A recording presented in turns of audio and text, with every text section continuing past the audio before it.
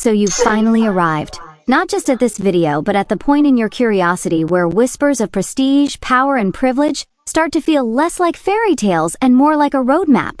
A roadmap paved with centuries-old traditions, high-level connections, and tuition fees that could buy you a villa on Lake Como. You've heard of these schools in hushed conversations, in the biographies of world leaders, and perhaps in the nostalgic echoes of your favorite films, schools that aren't merely institutions of learning but finishing academies for the global elite.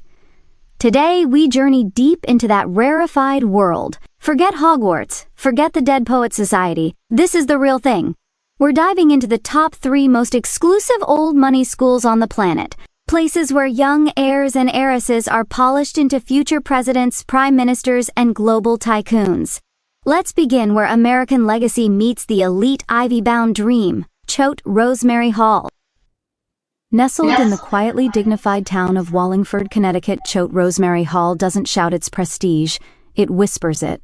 Founded in 1890, the school looks like something out of a Gilded Age painting, sprawling lawns, classic brick architecture, and that gentle, almost reverent silence you find only in places with too much history to speak all at once. But beneath the surface of that New England charm lies a machine built for legacy. Notable names echo through its corridors, none more prominent than John F. Kennedy, whose time at Choate didn't just prepare him for Harvard, it prepared him for the world. These weren't just classrooms, they were training grounds for diplomacy, poise, and ambition.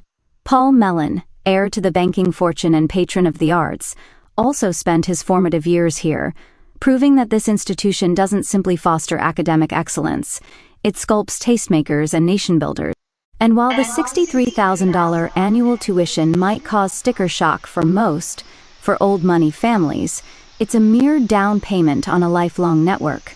A network that doesn't just open doors, it builds them. From debate societies that mimic real congressional structures to international student exchanges that give a global edge, Choate understands that modern aristocracy isn't just inherited, it's nurtured. And here, students learn not just how to think, but how to lead, how to navigate power with subtlety, and how to wear their privilege like a well-fitted glove. But for those who still believe that the original recipe for elite education was written across the Atlantic, our next stop is more than just a school. It's a national monument to power and tradition. Welcome to Harrow School, perched atop Harrow on the Hill in London. Founded in 1572, Harrow is one of Britain's oldest and most revered public schools, a term which, in the paradoxical world of the UK, actually means elite and fiercely private. If the very bricks of Harrow could speak, they'd recite speeches written by Winston Churchill, one of the school's most distinguished alumni. Picture this, a young Churchill, already showing signs of stubborn resolve and rhetorical flair, walking the same stone paths your child might tread, if you can secure a place at all. Harrow doesn't merely offer education, it offers immersion into a world where tradition isn't nostalgic, it's foundational. Think formal uniforms, Latin mottos, ancient rivalries, and chapel services that feel more like royal rituals than school assemblies. It's here that boys learn the cadence of power, the art of commanding a room not with volume, but with presence. Other notable Harrovians include statesmen like Lord Palmerston and Robert Peel, both of whom helped shape modern Britain. And while Eton may grab more headlines, those in the know understand that Harrow molds its young men with an elegance and grit that's second to none. What you're really paying for, aside from access to the best faculty and facilities, is a pedigree. In the corridors of diplomacy, finance, and British high society, saying you went to Harrow is the equivalent of carrying a royal seal. Now, we soar above the English countryside and fly over the snow-dusted peaks of the Swiss Alps to reach perhaps the most visually stunning and undeniably exclusive school on our list, Institut auf dem Rosenberg, located in the tranquil city of St. Gallen, Switzerland. Imagine this. Your child wakes up to views of serene lakes and mountain vistas, spends their morning in a classroom where subjects are taught in 4 languages, and spends afternoons learning fencing, robotics, or skiing, all within a campus that looks like a royal estate more than a boarding school. Established in the late 19th century, Rosenberg is a school built for the global elite. not just because of its outrageous $150,000 annual tuition, but because of its mission to create global citizens, perfectly poised to lead multinational empires or navigate diplomatic waters. Alumni include members of the Fiat dynasty and children of some of the world's wealthiest and most influential families. But unlike the more traditional American and British schools, Rosenberg offers a modern twist. It isn't shackled by centuries of tradition. Instead, it crafts its own playbook, one that combines entrepreneurial thinking, multicultural fluency, and a luxurious lifestyle that mirrors the one these students were born into. Here, privilege isn't just acknowledged, it's optimized. Students have access to private mentors, custom learning pathways, and opportunities that sound like resumes in the making. Internships in Dubai, innovation boot camps in Singapore, and leadership summits across Europe. It's not just a school, it's a global accelerator program for the future ruling class. These three schools, while geographically and culturally distinct, share one sacred trait. They offer more than just an education.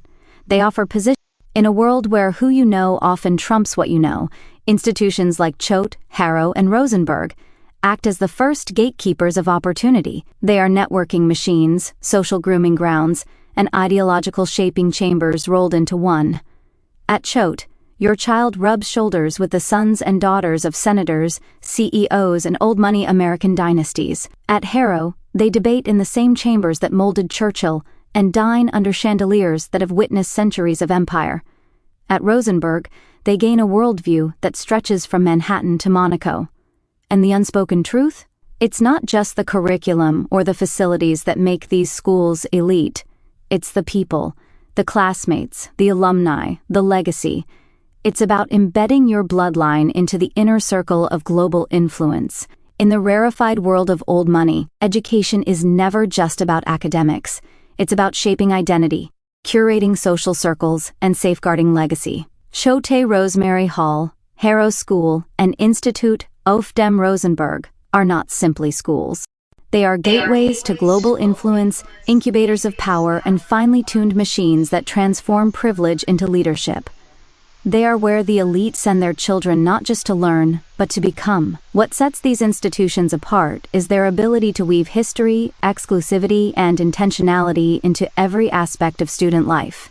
Whether it's the centuries-old traditions of Harrow, the Ivy League grooming of Choate, or the international polish of Rosenberg, each of these schools offers a unique expression of luxury education. But beyond the surface glamour lies a deeper purpose: to equip the next generation of the ultra-wealthy with the tools, mannerisms, and mindset to not just survive, but dominate the world stage. These aren't just campuses, they're ecosystems of access.